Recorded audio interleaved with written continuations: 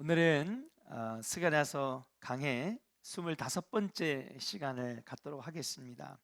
오늘 말씀의 제목은 한번 따라할까요? 하나님의 구원 계획. 오늘 말씀의 제목은 하나님의 구원 계획입니다. 이스라엘을 회복하시겠다라고 하는 전반부의 말씀이 있었습니다.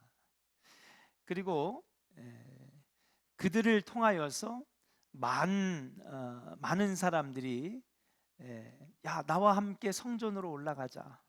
내가 너희들과 함께 가고 싶다. 열방의 민족과 백성들이 이스라엘 백성, 회복된 이스라엘 백성들을 보면서 함께 하기를 원하는 그런 8장의 모습을 우리가 보게 됩니다. 사실 이쯤 되면은 스가랴서의 메시지는 굉장히 분명해지고 있습니다. 사실은 성전 건축 중에 택함 받은 선지자이기 때문에 스가랴서의 내용은 성전 건축에만 국한되어 있는 것 같아요. 그런데 그것만 보는 사람들은 말 그대로 스가랴서에 나타난 하나님의 뜻을 조각만 보는 사람입니다. 우리도 그럴 때가 있잖아요. 젊은 사람들은 이걸 빅피처라고 하는데, 기생충 영화에 나오는데 너는 다 계획이 있구나.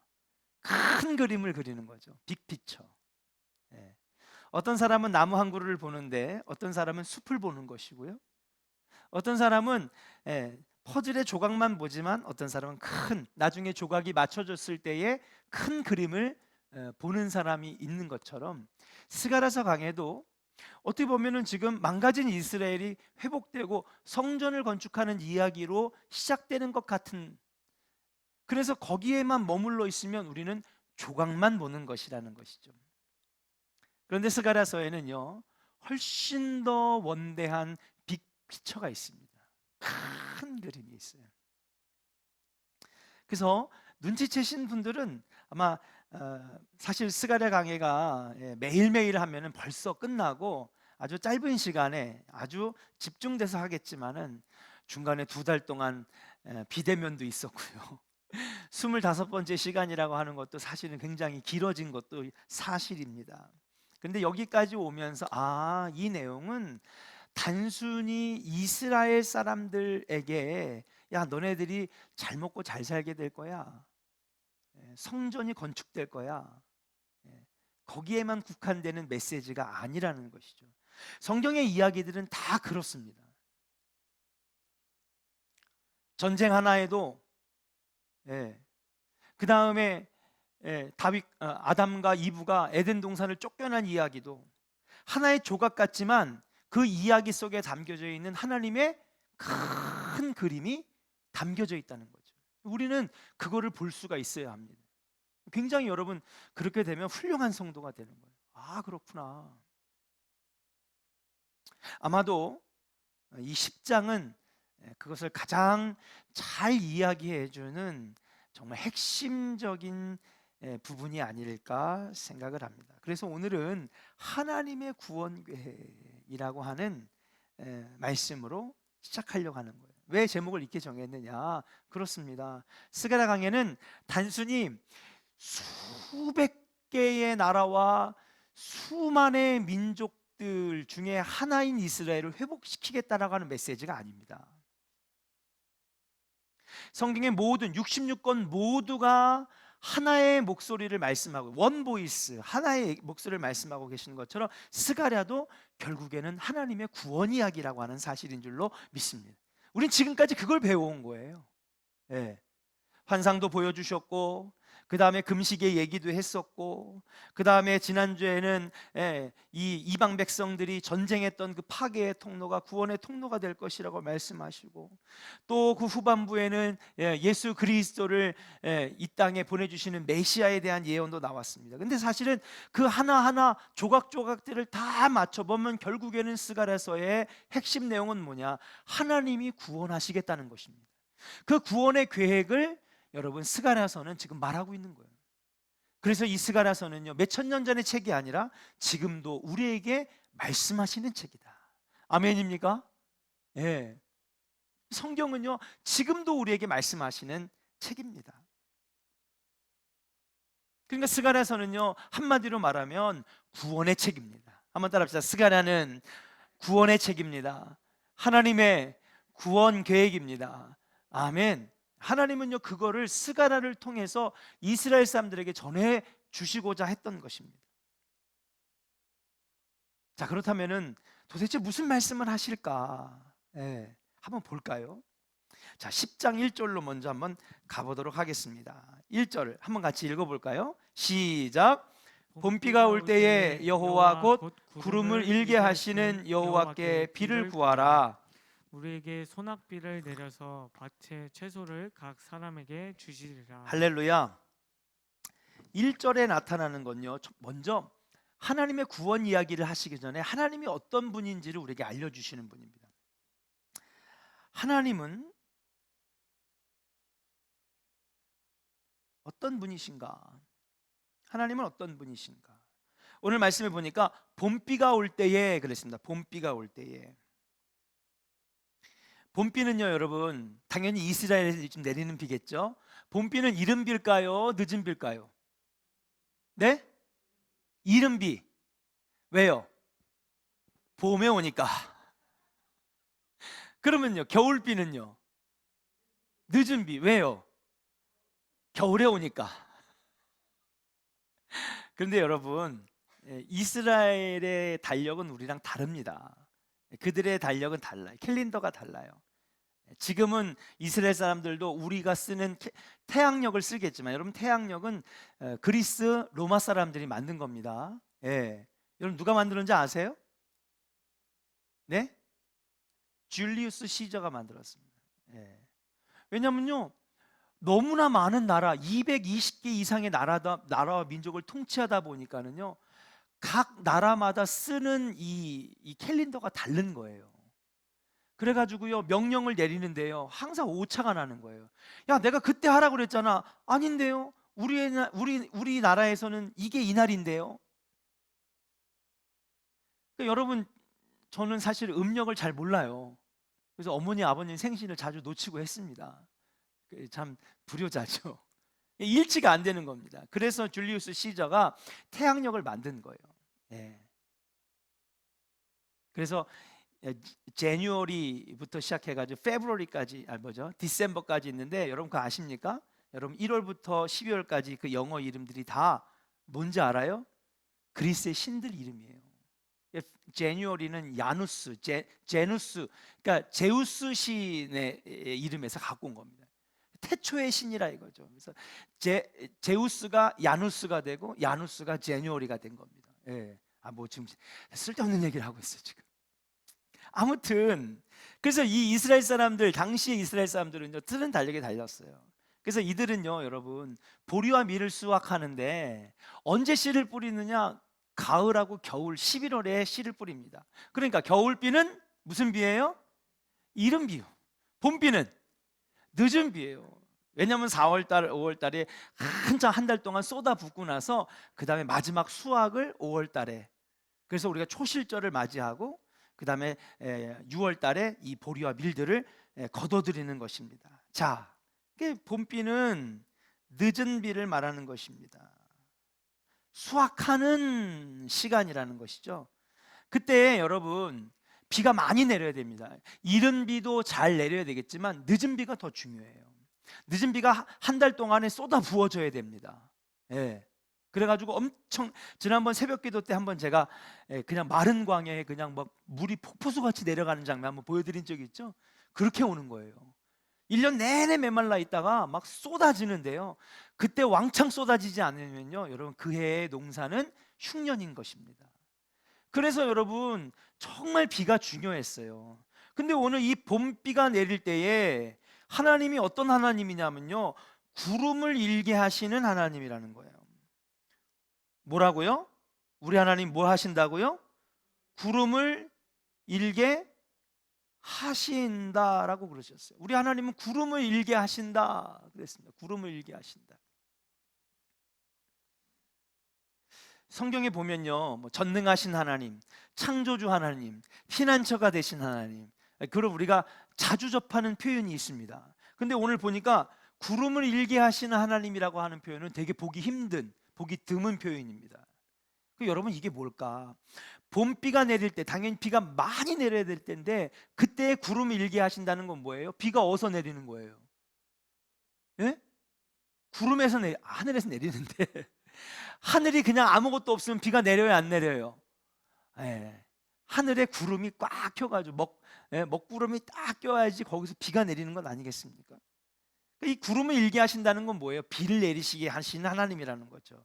근데 여러분, 이거를 우리가 좀 주석을 찾아보면 이게 어떤 표현이냐, 이건 이스라엘 백성들이 쓰는 표현이 아니었어요. 이거는 누가 쓰는 표현이냐? 바알을 믿는 사람들이 쓰는 표현이었습니다. 바알, 구름을 일게 하는 바알이여, 이렇게 가나안 사람들은 외쳤던 거예요. 그러니까는 이스라엘 사람들이 하나님을 신실하게 믿는 사람들 이 표현을 안 썼어요. 예. 우리 하나님은 구름만 일게 하시는 분은 아니시거든요. 근데 바알은요, 구름을 일게 한다고 그랬어요. 왜냐하면 여러분 이미 다 알겠지만 바알은요, 하늘의 신이에요. 뭐와? 비와 그 다음에 구름, 번개, 천둥. 그래서 여러분, 하늘을 주관하는 신과 이 바알 신이 비를 안 내리면은 그의 농사는 어떻게 돼요? 망하는 거죠. 근데 가나안 땅은요, 여러분 광야랑 달리 농사를 짓는 데인데 이들에게는요, 비 내리는 게 너무 중요하니까 어떻게 해요? 바알에게 기도했던 거예요. 그 기도문의 첫 번째가 뭐냐면, 여러분 우리도 기도하잖아요. 사랑과 은혜가 충만하신 하나님. 각자 쓰시는 표현이 있어, 그죠? 전능하신 하나님, 우리를 사랑해 주신 하나님, 이렇게 쓰는 표현이 있듯이 이 바알을 섬기는 이방 백성들이 가장 먼저 기도문에 처음 넣는 기도문이 뭐냐 하면, 구름을 일게 하는 바알 신이여, 이렇게 기도로 시작되는 거였습니다. 근데 이걸 가져다가 지금 누가 쓰는 거예요? 하나님께 쓰는 거예요. 우리 하나님, 구름을 일게 하신 하나님, 이렇게 하는 겁니다. 여러분, 이게 뭘까요? 그렇습니다. 하늘을 주관하고 비와 구름과 소낙비를 주관하시는 분은 바알이 아니라 누구라는 거예요? 하나님이시라는 거예요. 깨닫게 하시는 거죠. 깨닫게 하시는 거예요. 바알이 아니라는 거예요. 이걸 누가 하시는 거예요? 여호와 하나님이 하신다는 거예요. 이스라엘 백성들에게 지금 외치고 있는 겁니다. 이스라엘 백성들아, 봄비를 내려줄 때에 구름을 일게 하는 분이 하나님이 아니라, 바알이 아니라 여호와 하나님이라고 하는 거죠. 여러분, 우리가 여호와 하나님이라고 하는 표현이 너무 중요합니다. 자, 여호와는요, 히브리어로 야훼라고 합니다. 그리고 하나님은요, 엘로힘이라고 합니다. 이게 이제 히브리어예요. 그러면 야훼는 누구냐? 야훼는요, 역사를 주관하시는 하나님이에요. 따라합시다. 야훼는 역사를 주관하신 하나님. 예. 크로노스와 카이로스의 시간대에서 하나님이 특별히 개입하시는 시간이 카이로스거든요. 크로노스는 그냥 쭉 흘러가는 시간이에요. 여러분들이 밥 먹고 자고 일어나서 씻고 이러는 일반적인 시간을 크로노스라고 한다면, 하나님이 특별히 그 시간 속에 개입하셔가지고 역사를 뒤바꿔 놓으시고 뒤집어 놓으시고 불가능한 것들을 바꾸셔서 구원을 이루시는 하나님, 이게 바로 야훼 하나님이에요. 그러면 엘로힘 하나님이라고, 야훼 엘로힘, 여호와 하나님, 이 엘로힘은 누구냐? 여러분, 엘로힘은요, 창조주 하나님이에요. 창조주 하나님. 그래서 우리는요, 하나님을 부를 때 어떻게 해요? 여호와 하나님인 거죠. 창조주는요, 만물의 뭐가 되시는 거예요? 주관자가 되셔요. 믿으시면 아멘 하시길 바랍니다. 예, 엘로힘은 만물의 주관자, 창조주 하나님이에요. 그런데 이때 고대 근동의 사람들은요, 어떻게 생각했냐면요, 신들이 있는데 신들이 너무 많아. 그리고 그 신들마다 각자의 역할이 있어요. 그래서 지혜의 신, 미의 여신, 전쟁의 신, 또 바다의 신, 포세이돈이죠. 그죠? 예, 그 다음에 또 오늘처럼 하늘에 비를 내릴 주관하시는 신은 누구예요? 바알신. 땅을 기름지게 하는 거는 아세라. 그죠? 그 다음에 다산과 풍요를 상징하는, 지난번에 이 배 불뚝 나온 여인 동그랗게 새긴 조각 보셨죠? 이시타르라고. 뭐예요? 풍요의 신, 지혜의 신, 불을 관장하는 신. 여러분, 그게 왜 그래요? 사람이 만들어냈다는 증거죠. 우스퍼 권사님 직업이 뭐예요? 조리사시죠? 저분은 음식 만드시는 거야. 그 다음에 우리 최애서 선생님 어디 있어? 직업이 뭐예요? 애들을 가르치는 교사 선생님이에요. 그렇죠? 김수영 원사님 피아노 반주를 하시고, 어떤 분은 사무를 하시고, 어떤 분은 나무를 만들고, 사람마다 각자 하는 일이 있잖아요. 그러니까 사람 머릿속에서 나온 신들은요, 신도 각자의 역할이 있다고 생각했어. 예. 그래서 이스라엘 백성들이요, 하나님을 섬기지만 하나님은 보이지도 않고 만져지지도 않고, 그래 하나님을 믿으면 전통적으로 내려온 거니까, 우리 조상 때부터 믿던 하나님이니까 하나님은 믿어두고, 그 다음에 각자의 필요에 따라서 지혜가 필요하면 지혜의 신에게, 그렇죠? 그 다음에 이제 농사 져야 되니까 가나안 땅에 들어와 가지고 농사 지니까 여러분 누구한테 또 기도해야 돼요? 비 달라고? 바알에게 기도하는 거예요. 아니라는 거예요. 틀렸다는 거예요. 우리 하나님은 야훼 엘로힘이에요. 아멘입니까? 여호와 하나님이에요. 여호와는 누구냐? 야훼는 누구냐? 바로 역사를 주관하셔서 구원시키신 하나님이시고, 하나님 엘로힘은 누구냐? 바로 우리의 창조주가 되시고 만물을 주관하신 하나님이시라는 거예요. 그 여호와 하나님이라고 우리가 고백할 때는 뭐가 있느냐? 하나님, 우리가 잘 살게도 하시고, 농사 짓는 사람에게는 비도 내리게 하시며, 할렐루야. 배를 타고 나가는 어부들에게는 물고기도 잡게 하시고, 바다를 잔잔케 하시는 하나님, 그게 다 누구예요? 용왕님이 아니라 만물을 주관하시는 하나님이라고 하는 거예요. 깨달아라 이거예요. 여러분, 하나님에 대한 분명한 신론이, 하나님에 대한 분명한 개념이 여러분에게 있기를 주의 이름으로 간절히 축원합니다. 하나님 믿으면서도요, 필요에 따라서 우리가 우상을 섬겨요. 근데 실제로 이스라엘 사람들이 그랬다는 것이죠. 아니라는 것입니다.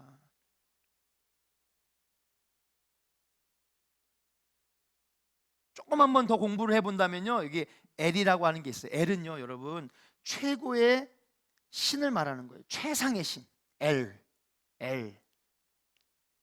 로힘은요, 복수를 말할 때 하는 거예요. 영어로 하면 s를 붙이는 거죠, 마지막에. 그 복수입니다. 그러니까 최고의 신인데 복수예요. 그러면 이 복수를 왜 썼느냐? 여러분, 의도가 있는 거예요. 이게 뭐예요? 너희들이 고대 근동, 그리스, 로마, 중동, 여기에 있는 수백 가지 신들이 각자의 역할이 있잖아요. 지혜와 불과 물과 바다와 뭐 땅과 비와 뭐 전쟁과 칼과 뭐 심지어는 금속의 신, 미의 신, 뭐 별거 다 있습니다. 그 모든 것들의 능력을 다 갖고 계신 분이 누구냐? 바로 엘로힘이라고 하는 거예요. 이 복수가 뭐냐? 너희들이 말하는 모든 능력을 다 누가 갖고 계시는 거예요? 하나님 갖고 계시다는 거예요. 그러니까 엘로힘은요, 전능자를 말하는 거예요. 한번 따라 합시다. 하나님은 창조주 하나님, 만물의 주관자, 전능하신 하나님. 그 여러분, 우리가요 꼭 기도할 때 여호와 하나님, 여호와 하나님. 그 여호와는 뭐예요? 역사를 주관하셔서 구원시키신 하나님이시고, 엘로힘은 뭐예요? 하나님 뒤에 붙인 엘로힘 하나님은 뭐예요? 그렇습니다. 창조주가 되시고 주관자가 되시고 전능자가 되시고. 그래서 여러분, 뭐예요? 오직 이 세상에 신은 하나님 한 분밖에 없는 거예요. 유일하신 하나님. 아멘입니까? 야훼 엘로힘, 여호와 하나님은요, 오직 주만이 참된 신이시고 유일하신 하나님이시고, 이 여섯 글자에 그 모든 것들이 다 들어가 있는 거예요. 여러분, 이 신앙이 여러분 안에 있기를 주의 이름을 간절히 축원합니다. 근데 우리가 하나님 믿으면서도요, 아니야, 그거는 하나님도 어쩌지 못할 걸, 이건 내가 해야지, 이건 내가 처리해야지. 하나님은 안 구하는 거예요. 다른 데서 도움을 얻으려고 합니다. 근데 다윗은 분명히 얘기했어요. 내가 산을 향하여 눈을 들리라. 나의 도움이 어디서 올고 나의 도움은, 그 다음 여러분들이 다 해주셔야지. 나의 도움은 어디서? 천지를 지으신 여호와에게서로다. 아멘입니까? 다윗은요, 이 하나님에 대한 신앙이 분명하게 있었던 거예요. 딴 데 가서 길 찾지 마세요. 딴 데 가서 방법 찾지 마세요. 여호와 하나님이 유일하신 하나님, 불가능이 없으신 하나님, 전능하신 하나님, 만물의 주관자가 되신 하나님, 농사 지시는 사람들에게도 하나님 필요하고요, 배 타고 나아가서 고기를 잡는 사람에게도 하나님 필요하고요, 금속을 제공하는 자에게도 하나님 필요하고요, 아이들을 가르치는 자에게도 하나님 필요하고요, 자녀를 키우는 자에게 하나님 필요하고요. 아멘입니까? 이 신앙이 우리에게 있어야 되는 거예요. 이게 바로 유일하신 하나님을 믿는 분명한 신앙의 고백입니다. 1절은요, 하나님이 어떤 분이신지를 우리에게 가르쳐 주는 것이다. 그러니까 이스라엘 사람들에게 지금 외치는 거예요. 이스라엘 백성들아, 주님이 이렇게 회복하신다 하지 않느냐. 그리고 너희를 통하여 축복의 통로, 구원의 통로가 돼서 많은 사람들이 너희들을 보면서 나도 예배당에 갈게, 나도 하나님께 예배할게, 나도 경배할게, 나도 구원의 백성 되고 싶어, 너희를 그렇게 쓰시겠다고 하는데, 왜 너희들은 하나님을 믿는다고 하면서도 여전히 비가 필요하면 바알에게, 그 외에 다른 게 필요하면은 왜 다른 것을 의지하느냐. 지금 하나님께서 이 스가랴의 입을 통하여 그들을 깨닫게 하시는 거예요. 여러분, 1절만 하나 가지고도 1시간을 할 수가 있는데, 여러분 오늘 1절 말씀을 통하여서 여러분 안에 있는 하나님에 대한 분명한 신앙의 고백이 넘치기를 주의 이름으로 간절히 축원합니다. 한번 따라 합시다. 여호와 하나님은 구원의 하나님, 창조주의 하나님, 주관자 되신 하나님, 전능하신 하나님, 그래서 유일하신 하나님. 그리고 엘로힘은요, 아까 말했듯이 엘은 최고의 신이에요.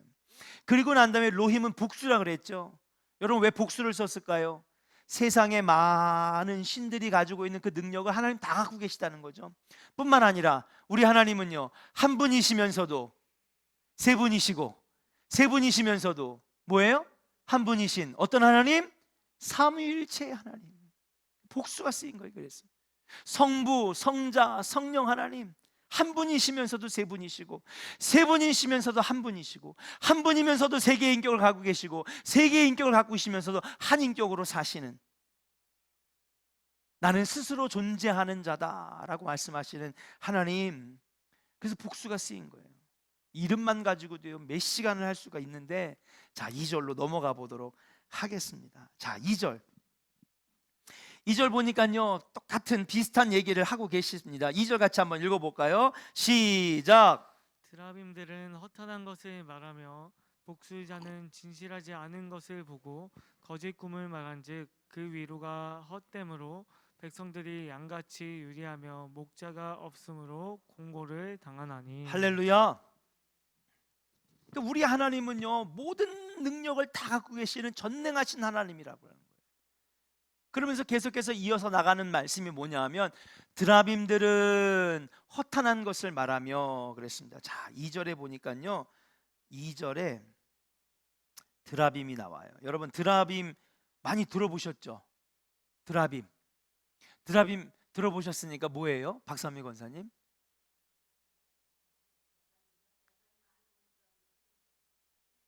뭐라고요? 세상이 많은 거요? 재단이 많은 걸 드라빔이라고 한다.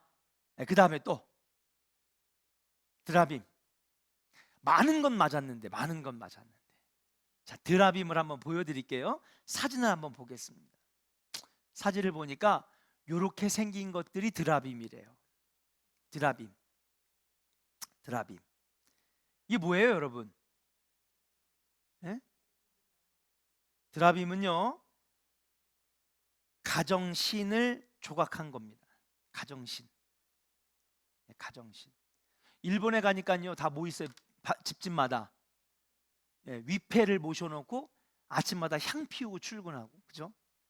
집에 돌아와가지고 또 기도하고, 아침에 일어나서 기도하고. 이게 고대 근동에 집집마다 모셔놨던 조각신이에요. 조각신, 가정신 또는 조각신. 조각신. 근데 있잖아요, 숫자가 되게 많아. 민경레곤스는 그거 하나 맞췄어. 되게 많아요. 엄청 많아요. 종류도 다양합니다. 성경에는 생각보다 이 드라빔이 굉장히 많이 나오는데요. 여러분, 예를 들면은 라헬이 야곱과 함께 이제 삼촌 라반보다 돈을 더 많이 벌었어요. 훨씬 부자가 됐습니다. 그러니까 이제 우리가 라반의 품에서 이제 벗어나자. 그러면서 이제 도망가려고 하는데, 그때 라헬이 이제 우리 당신 형하고 에서하고 화해하고 우리 아버지의 땅에 가서 삽시다. 근데 라반이 도와줄까요, 안 도와줄까요? 안 도와주니까 그가 도망을 가려고 합니다. 그때에 라헬이 라반의 집에서 도망갈 때에 뭐를 깔고 앉았다 그랬는데, 그때 깔고 앉은 게 드라빔이에요. 드라빔. 그러니까 종류가 많다 그랬잖아요. 저렇게 뾰족한 것도 있고, 어떤 건요 널쩍하게 큰 것도 있고요, 심지어는요 민경래 권사님 몸집보다 더 큰 드라빔도 있어요. 그러면 깔고 앉을 수 있을까 없을까? 있죠. 저렇게 조그마면은 깔고 앉으면 어떻게 돼요? 엉덩이가 막 그냥 쑤셔가지고 아플 거예요. 근데 엄청나게 큰 건요 그냥 깔고 앉을 수가 있는 것이죠. 깔고 앉을 수 있는 것이 뭐냐면요, 예를 들면은 또 이런 얘기도 나와요. 사울 왕의 악령에 시달려 가지고 다윗을 죽이려고 자객을 딱 보냈는데, 그때 다윗의 아내가 미갈인데 사울의 딸입니다. 사울 왕의 딸이에요. 근데 벌써 아버지가 자기 남편을 죽이려고 하는 걸 알고 다윗을 도망가게 만들었어요.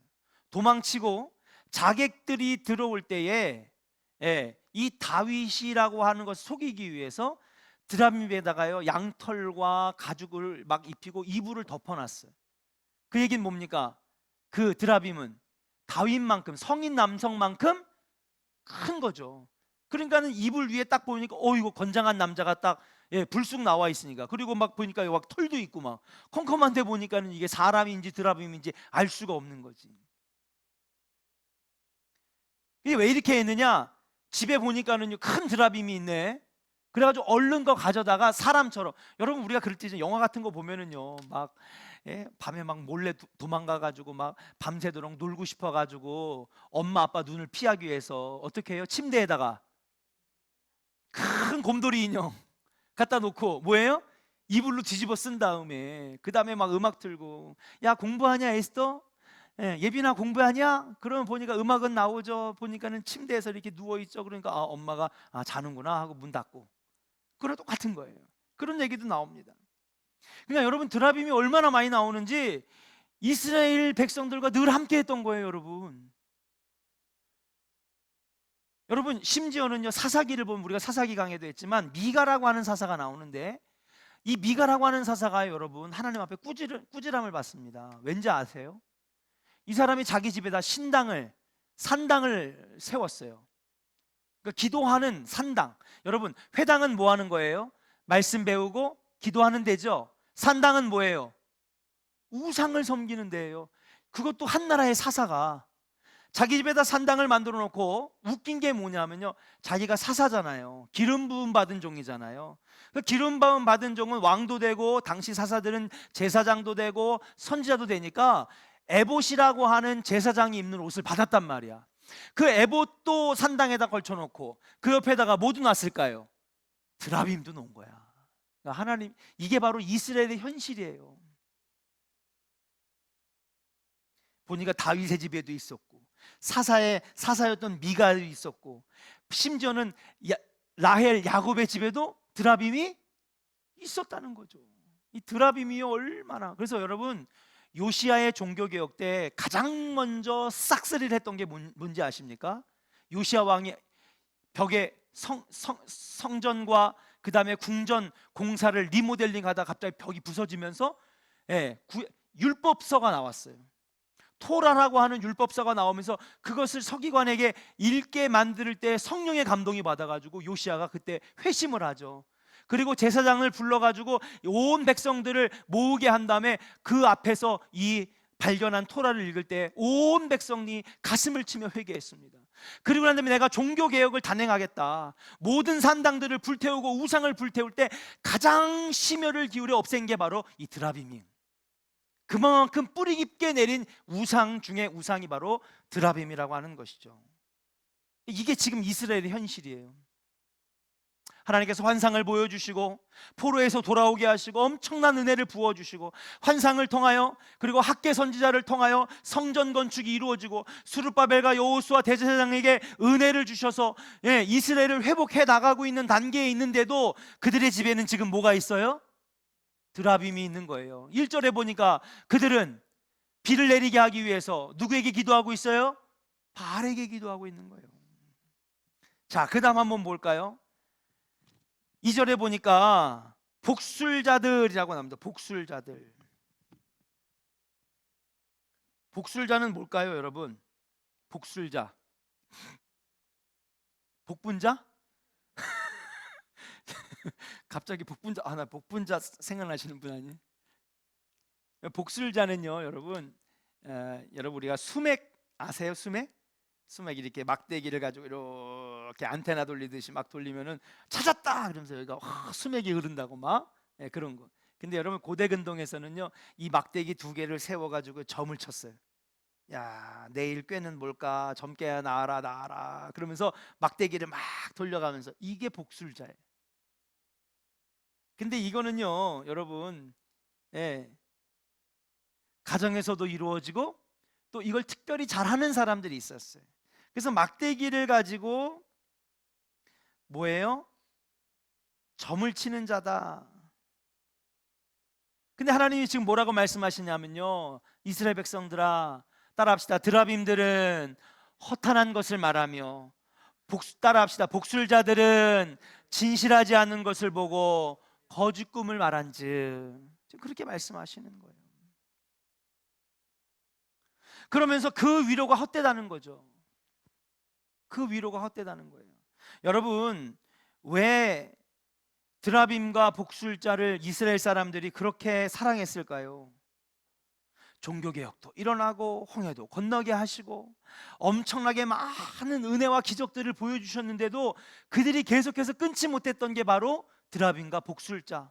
가나안 땅에 들어와서 농사는 바알이지, 비는 바알이지, 하나님을 믿는다고 하면서도 여전히 비 내려달라고 이 가나안 이 백성들과 함께 바알에게 기도했던 그들, 왜 이걸 끊지 못했을까?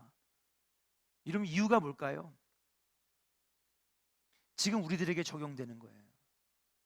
뭘까요? 여러분, 이것들을 끊지 못한 이유가 있습니다. 무엇입니까?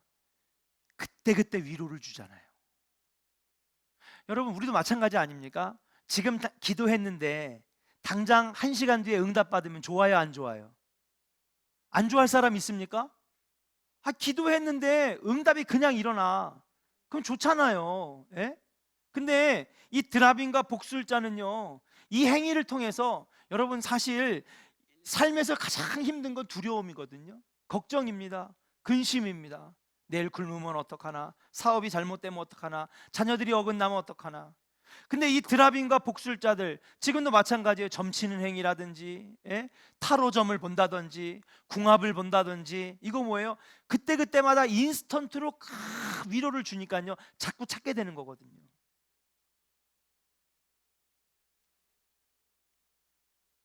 뭐예요? 그때그때 위로를 주는 거예요. 근데 오늘 2절 말씀해 보니까 한번 따라 합시다. 그 위로가 헛됨으로. 할렐루야. 이스라엘 백성들아 깨달아라. 드라빔 그리고 복술자, 이걸 통해서 받는 위로는 헛된 위로라는 거예요.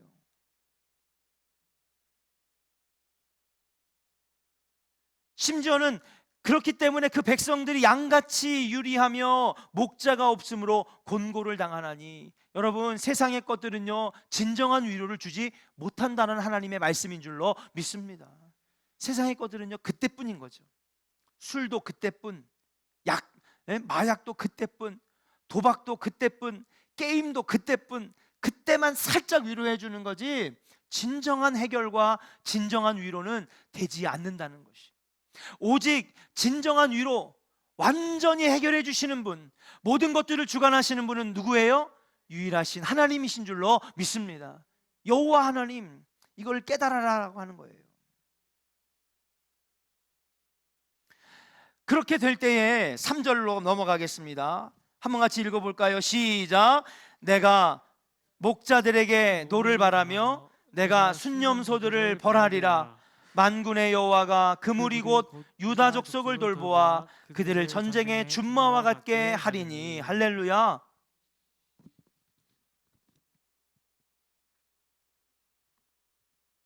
나 여호와 하나님 야훼 엘로힘이야말로 역사를 주관하고 구원하신 하나님이고 전능하신 하나님이고 주관자 되신 하나님인데, 근데 너희들은 어찌하여 아직도 바알에게 비를 빌며 드라빔과 복술자들을 집에다가 놓고 그 행위를 통하여서 왜 그때그때 위로를 받느냐? 그것들은 다 허탄하고 거짓된 거라고 지금 하나님 말씀하시는 것입니다.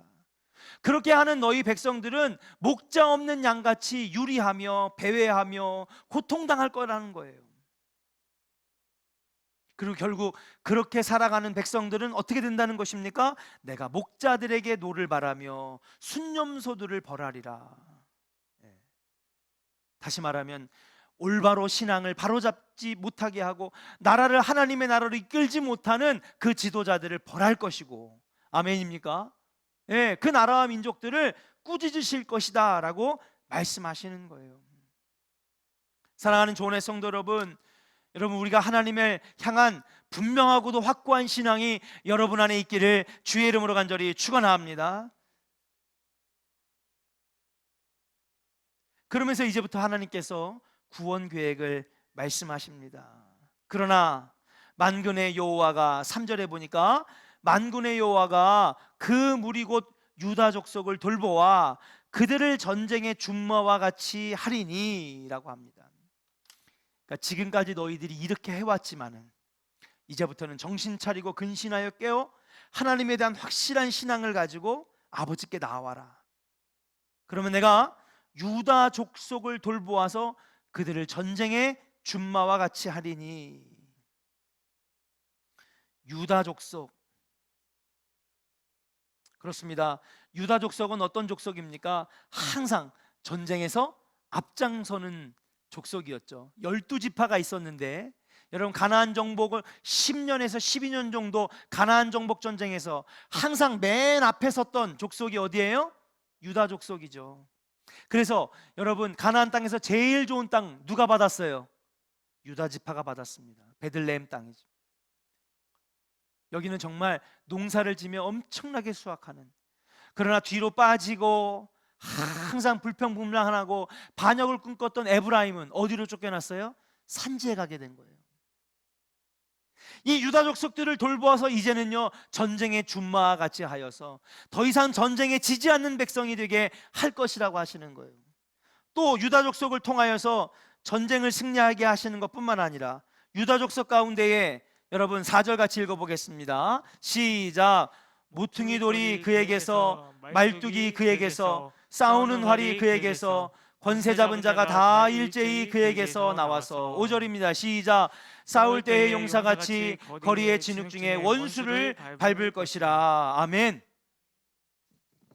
전쟁을 승리케 하시는 것뿐만 아니라 여러분, 모퉁이 돌이 그에게서 나온다는 거예요.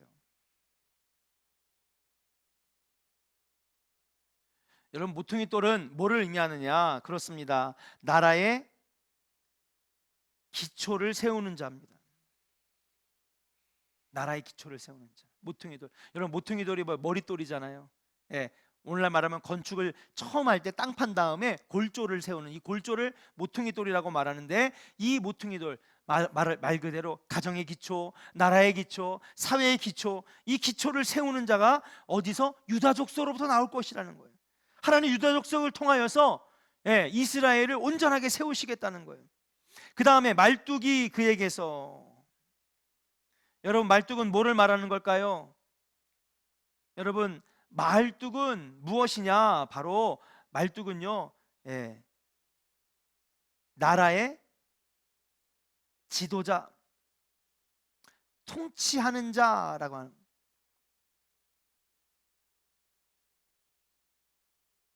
싸우는 활은 뭐를 의미하는 걸까요? 그렇습니다. 당연히 싸우는 거니까 전쟁의 지도자들, 전쟁의 사령관들. 그 다음에 또 뭘까요? 권세 잡은 자, 오늘날 말하면 위정자를 말하는 것입니다. 그렇죠? 권위를 세우는 자, 공권력이죠. 우리나라 공권력이 뭐가 있어요? 검찰하고 경찰이잖아요. 이게 다 나라를 세우는 지도자들인데, 그동안의 이 지도자들은요 신앙을 바로 세우지 못했다는 거예요. 그래서 바알을 못 떠났고 아세라를 못 떠났고, 집에는 드라빔이 넘쳐났고, 그 다음에 뭐예요? 집에서 막대기 가지고 복술자들이 하는 짓들을 하면서 하나님을 믿는 백성들이 계속해서 그때그때 위로를 받고 싶어가지고 우상을 섬기고 거짓 신들을 섬겼다는 것이죠. 그거를 그대로 내버려뒀던 지도자들은 내가 다 벌할 것이고, 이제는 어떻게 해요? 유다 족속들을 통하여서 싸우게 하시고 기초를 놓게 하시고 나라를 바로잡게 하실 것이고 전쟁에서 승리하게 하실 것이고 나라의 권력을 바로 세우는 검찰과 경찰, 공권력, 위정자들을 세우실 것이라고 하는 것입니다. 하나님 그렇게 하시겠다는 거예요. 그래서 5절에 한번 따라합시다. 여호와가 그들과 함께 한즉, 할렐루야, 여호와가 그들과 함께 하실 것이다 말씀하시는 것입니다. 6절로 넘어가겠습니다. 6절에 가니까 뭐라고 말씀하십니까? 같이 한번 읽어볼까요? 시작. 내가 유다 족속과 견고하게 하며 요셉 족속을 구원할지라. 내가 그들을 긍휼히 여김으로 그들이 돌아오게 하리니 그들은 내가 내버린 일이 없음 같이 되리라. 나는 그들의 하나님 여호와라. 내가 그들에게 들으리라. 아멘. 예. 유다 족속을 견고하게 하며, 그 다음에 어떤 족속을요? 요셉 족속을 구원할지라.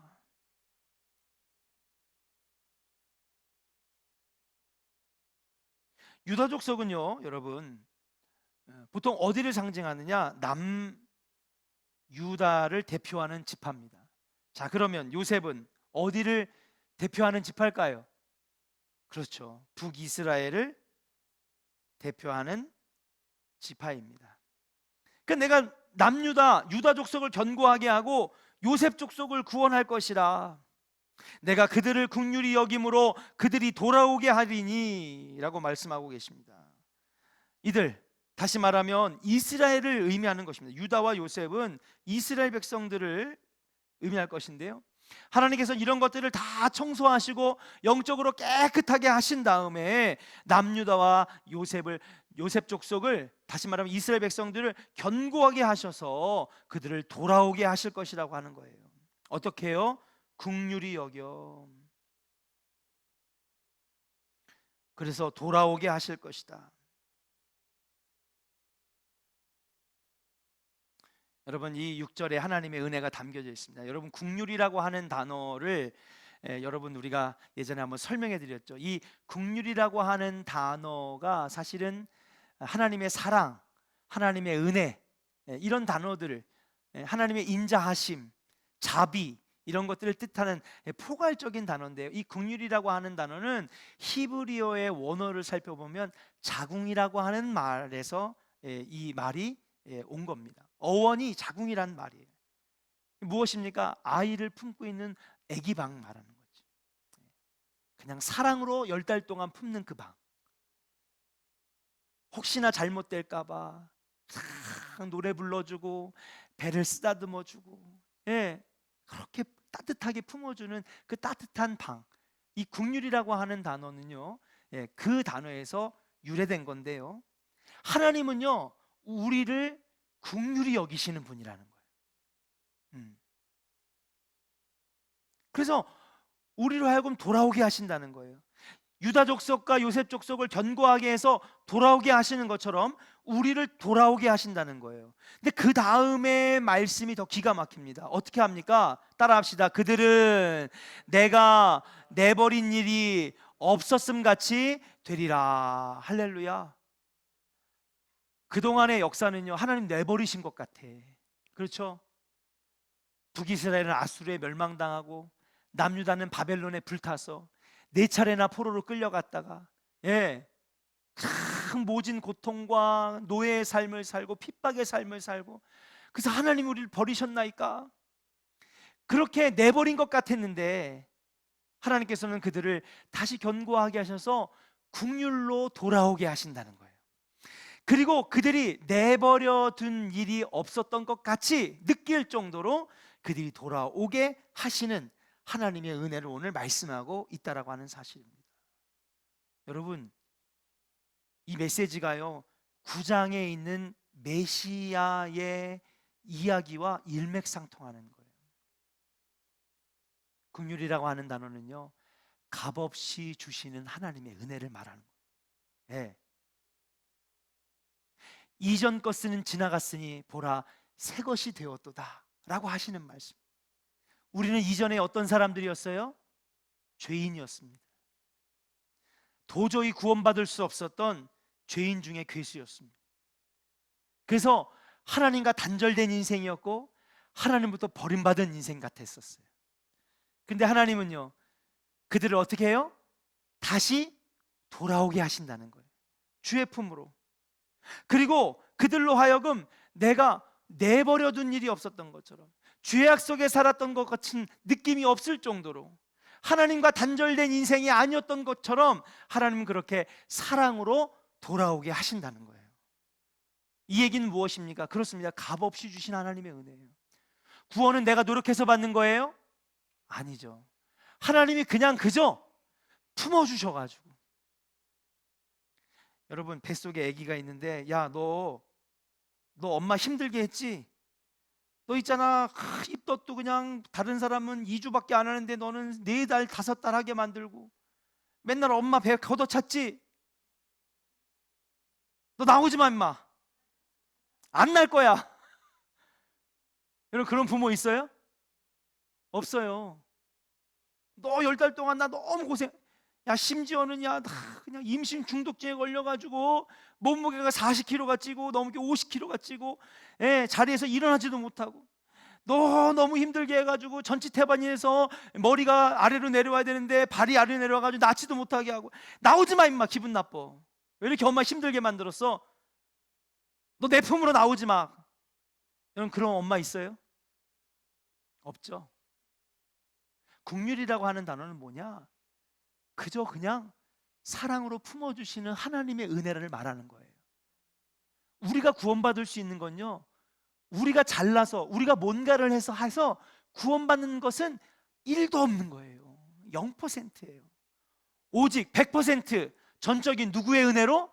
하나님의 은혜로 하나님께서 구원의 백성으로 돌아오게 하시고, 십자가 보혈로 돌아오게 하시고, 예수님의 십자가의 피 흘리심으로 대속 죄의 사함을 받게 됐는데, 이 돌아오게 된 백성들이 예전에는 죄악 속에 있었던 것조차 못 느낄 정도로 내가 너희를 내 품으로 돌아오게 하신다라고 하는 거예요.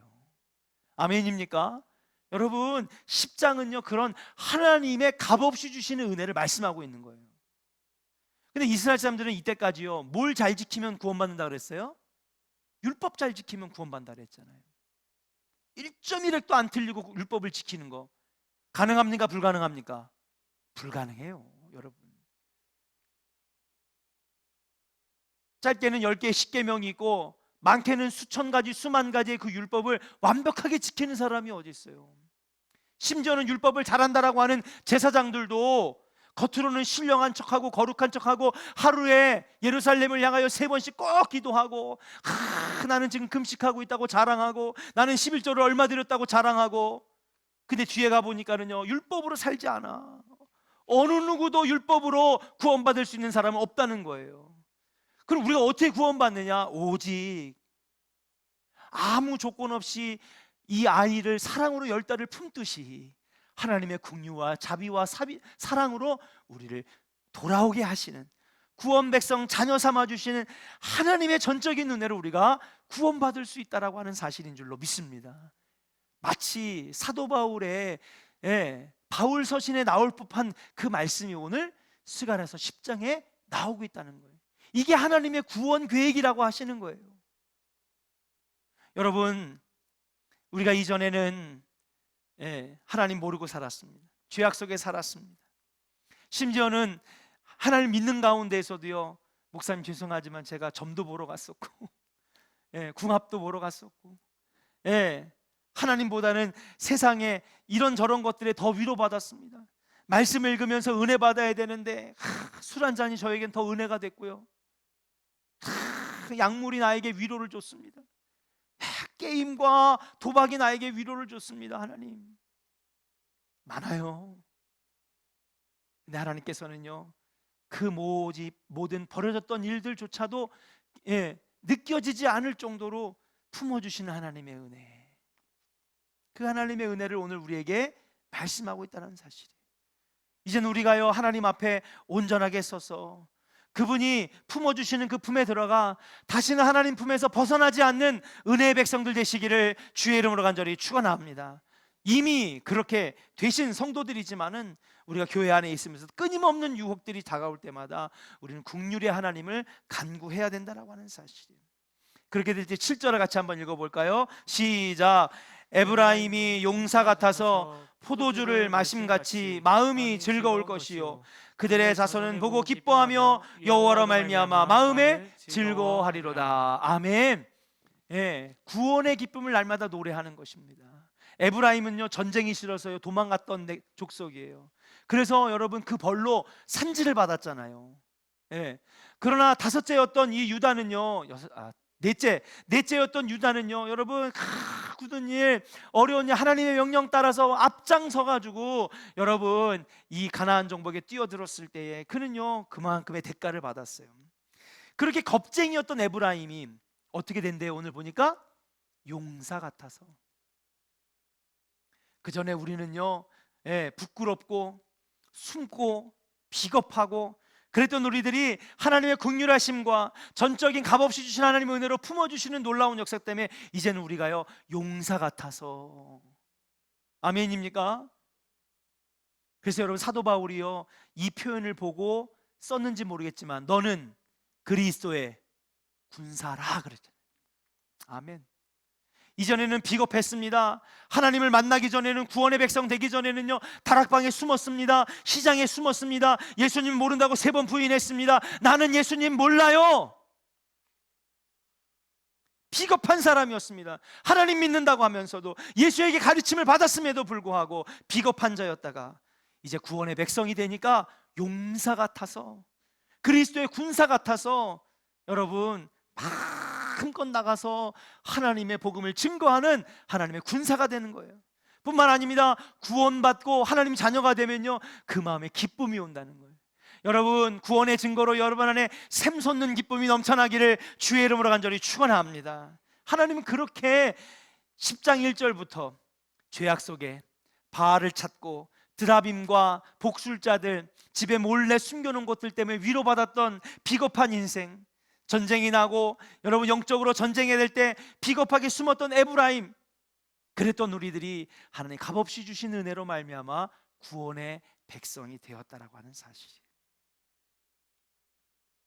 그리고 그 구원의 감격으로 나는 날마다 기뻐하고 찬송하는 하나님 백성이 되게 되리라. 여러분 그렇게 되었다는 것이 아니라 하나님 어떻게 하신다고요? 그렇게 하실 거라는 거예요. 그래서 오늘 말씀의 제목이 뭐예요? 한번 따라합시다. 하나님의 구원교회. 예, 여러분 마태, 마가, 누가, 요한복음, 사복음서에 예수님의 행적만 구원의 그 역사가 기록된 게 아니에요. 이미 구약에는요 여러분 메시아를 통한 구원, 하나님이 어떻게 구원하실 것인지를요 곳곳마다 기록해 놓고 계시고요, 환상을 통하여, 음성을 통하여, 선지자들의 입을 통하여서 하나님의 구원 계획을 말씀하셨는데 그 바로 하나가 오늘 스가랴서 10장의 말씀이라고 하는 사실이에요. 시간이 많이 지났지만 오늘 너무나 중요한 말씀이기 때문에 마지막까지 하겠습니다. 8절 9절까지만 할게요. 자, 그렇게 이제 값없이 주시는 은혜로 구원받은 백성, 이제는 겁쟁이였던 에브라임이 용사같이 되어서 그리스도의 군사가 되어서 날마다 구원의 감격으로 즐거워하고 기뻐했던 7절까지 백성이 된 다음에 이제 어떻게 합니까? 8절 읽어볼까요? 시작. 내가 그들을 향하여 휘파람을 불어 그들을 모을 것은 내가 그들을 구속하였음이라. 그들이 전에 번성하였던 것 같이 번성하리라. 9절도 읽겠습니다. 시작. 내가 그들을 여러 백성들 가운데 흩으려니와 그들이 먼 곳에서 나를 기억하고 그들이 살아서 그들의 자녀들과 함께 돌아올지라. 아멘. 말씀 8절 보여주세요. 하나님께서 이렇게 죄악 속에 있고 우상을 섬기고 집에 몰래 나 혼자 위로받는 그렇게 우상과 귀신 딴지들을 섬겼던, 그리고 하나님을 믿는다고 하면서도 에브라임처럼 비겁했던 우리들을 이제는 어떻게 해요? 이 놀라운 값없이 주시는 구원 계획 속에 휘파람을 불어서 양떼들을 모으듯이 어떻게 하신다고요? 모으셨대요. 지금도 하나님은 이렇게 휘파람을 불어 모아주십니다. 이스라엘, 몇천 년 전에는 이스라엘 백성들을 향해서 말씀하셨지만 지금은 하나님께서 휘파람을 불어 어디로 모이게 하시는 거예요? 어디로? 어디로요? 교회로 모이게 하시는 거예요. 여기 여러분, 내가 조원교회 좋아서 선택한 것 같지만 아닙니다. 예? 아니에요. 하나님이 휘파람을 부셔서 목자가 양떼를 모으듯이 하나님께서는 계획이 있으셔서 여러분들을 조원교회로 불러주셨는 줄로 믿습니다. 아멘. 아멘도 안 하시는 거 보니까 내년에는 저희 딴 데 가실려나 보다. 네? 그래요? 알았어요. 오해해서 미안해요. 다 이렇게 모으신대요. 예. 그래서 구속하여서 번성했던 것 같이 번성하게 하신다. 여러분 어떻게 했습니까? 수많은 교회들이 세워지고요. 예. 그 다음에 하나님 마지막 구원 계획이 뭔지 아십니까? 예? 모이게 하신 다음에 그 다음 어떻게 하신대요? 흩어지게 하신대요. 9절 보니까 내가 그들을, 그들이 누구예요? 그렇죠, 죄악 속에 있던 사람들을 값없이 주시는 은혜로 구원시키셔서 양떼같이 휘파람을 불러 여러분 모이게 하셔서 교회 안에서 번성케 하시고 영적으로 풍성하게 하시고 축복받게 하시고 하나님의 놀라운 구원 계획을 알게 하시고 그리스도의 군사되게 하셔서, 아멘, 할렐루야, 아멘입니까? 번성케 하신 다음에 그 다음에 하나님의 구원 계획의 마지막 단계가 뭐냐면 흩어지게 하신다는 거예요. 그러니까 예전에 정말 대형 교회 목사님들이 막 교인들 막 500명 떼어가지고 저희 가서 교회를 세우고 그냥 뭐 목사님이 막 쫓아내요. 목사님, 저는 목사님 교회에서 예배드리고 싶어요. 아니야, 가. 네. 교회를 막 떼어주고 또 500명 떼어가지고 저희 가서 목사님하고 교회 세워. 네. 이해가 안 갔어요. 그거 왜 떼어주지? 힘들게 모아놓고선. 그렇잖아요, 민경래 권사님. 힘들게 교인 1000명, 2000명, 5만 명 만들어 놓고서 왜 떼어주지? 오늘 말씀이 근거가 되는 거예요. 모이게 하셔서 영적으로 번성케 하시고 축복하셨으면 그 다음에 구원의 마지막 단계는 뭐예요? 모여있는 게 아니라 어떻게 돼야 돼? 흩어져야 되는 거예요. 그렇죠? 작게로 볼 때는 매주마다 교회에서 은혜 받아서 나가서 복음 전하고, 아멘입니까? 이 말씀이 그 말씀이에요. 크게는요, 여러분, 교회도 크고 번성하고 부흥해서 뭐예요? 그들로 하여금 자꾸 선교사도 내보내고 전도팀도 내보내고 교회도 세워지고, 할렐루야. 예, 하나님의 구원 계획의 마지막 단계는요, 흩어지게 하시는 거예요. 그렇게 흩어지게 하신 다음에 마지막에 뭐예요? 그들이 또 가서요, 자녀 삼아 그 자녀들과 함께 어디의 품으로? 아버지의 품으로 돌아오게 하시는 거. 이게 하나님의 구원 계획인데요, 이 구원 계획이 여러분 참 아이러니하게도 2500년 전에 스가랴의 환상을 통하여, 입술을 통하여 증거되고 있는 거예요. 우리 조원교회가요, 여러분 오늘 한국교회가 사실은 우리끼리 내가 낸 헌금으로 맛있는 거 사 먹고 밥도 맛있는 거 먹고 내가 낸 헌금으로 복지도 누리고 내가 낸 헌금으로 아메리카노도 뽑아 먹고 내가 이만큼 헌금했으니까 우리 교회에 와서 내가 이렇게 누려야지, 이게 아니에요. 여러분, 모여서 있으면 그리고 흩어지지 아니하면 썩는 거예요. 물이. 내가 이런 말 하니까 너무 무서운데.